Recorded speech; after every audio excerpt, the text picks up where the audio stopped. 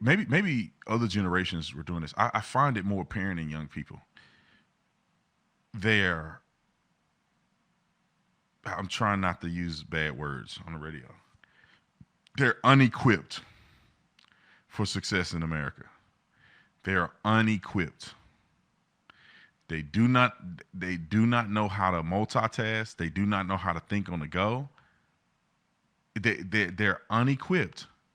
And I think it's the lack of fathers, the lack of leadership and mentorship. I mean, the person I had to let go had 100 million chances to do things right. Refused to show up on time, refused to do the basic tasks that were asked of the person to do. I mean, just completely said F you to structure, discipline, and team. And I, you have to make an example out of people that don't do that. And there's so many more examples because that's one of a few that will not have a job in the near future because somebody didn't teach them to work hard, be dedicated to your craft, focus. You show up to work. It's not a charity. Nobody owes you anything. And these principles are lost on our young people. There's some that got good parents that teach them right, but there's other ones that just completely, they cannot function in real life. It's very annoying to me. And I'm not trying to come on the radio just to complain, but it is scary at the generation of people that are coming up that's not in my generation. The generation after me. I think people in millennials are nutty too. But the ones that come after you, you're like, well, wait a minute, nobody ever told you no? Nobody ever taught you discipline? You cannot make it in this world. And these gurus are out here teaching young people to get rich quick schemes and that everybody's an entrepreneur. Everybody's not an entrepreneur. And it's okay. You can make a ton of money if you have great talent, great work ethic, and you work for a major company and you're making them money, you will make a ton of money as well. But this world, everybody think they got it. You ain't got it. Everybody think they can be a politician. You ain't got it. Somebody need to look him in the eye and say, you ain't got it. You need to work on it.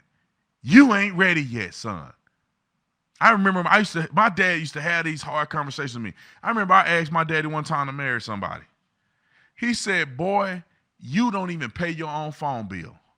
How you gonna marry somebody? It goes back to what I was saying yesterday.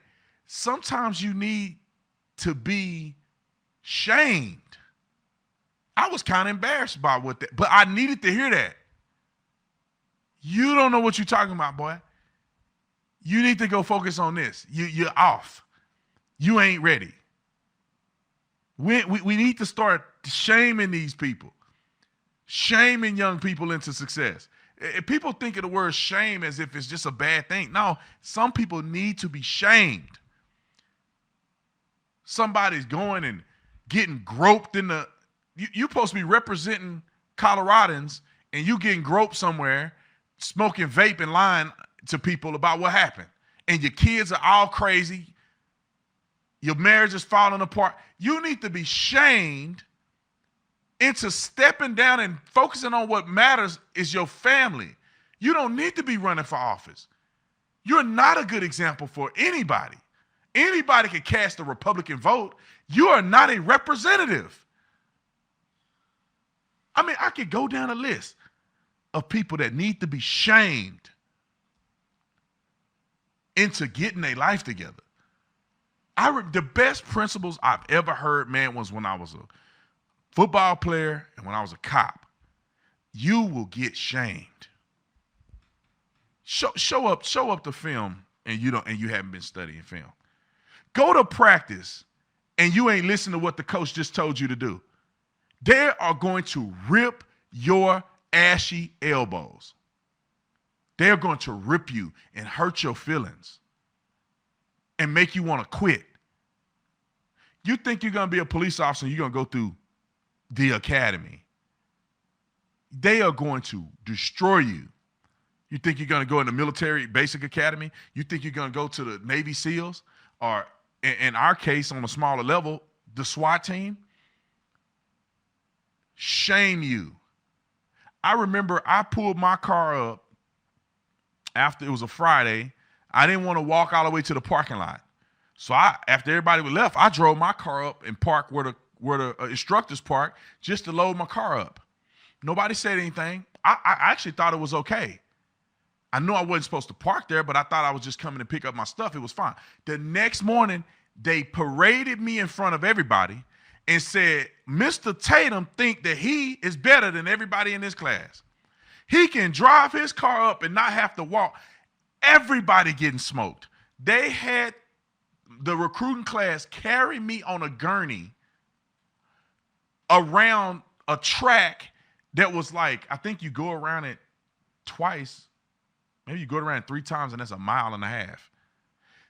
They had to carry me in a gurney around that whole track like 3 or 4 times, while other recruits pushed the patrol car around the track. And one person was in it, and you had to take turns pushing it, and everybody's crying and struggling, and they got me on the gurney just holding me and shaming me the whole time. How many times you think I did that? That was the only time I ever stepped out of line and did something like that.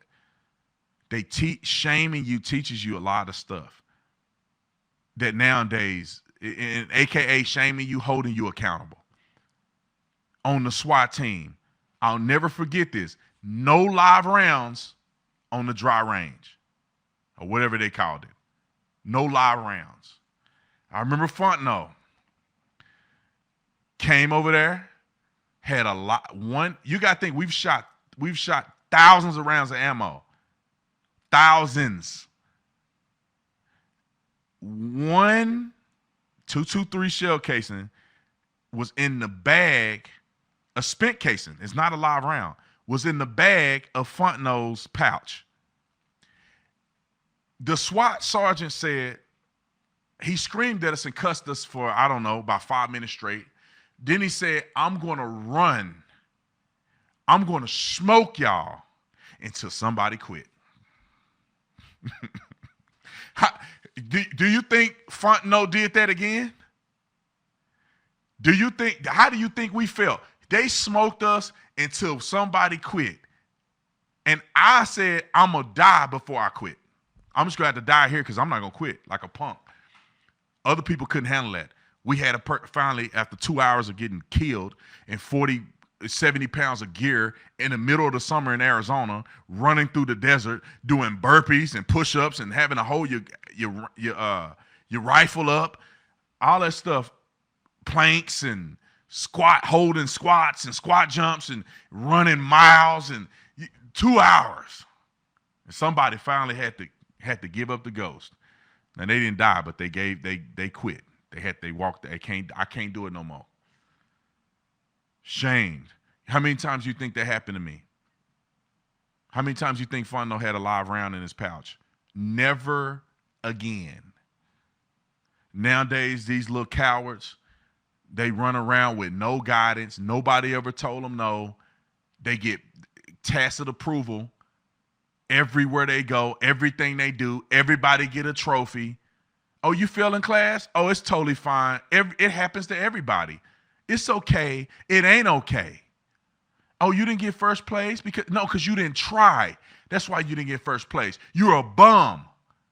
You don't work hard. You don't believe in nothing. You don't have no standards. You're a bum. That's why you didn't get first place. Not because you don't have talent, because you're a slacker.